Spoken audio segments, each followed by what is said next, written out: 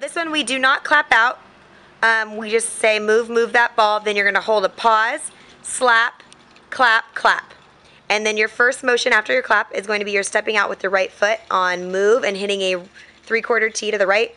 Switch it, pause, and then move that, hit your knee, your left knee, and then behind your head.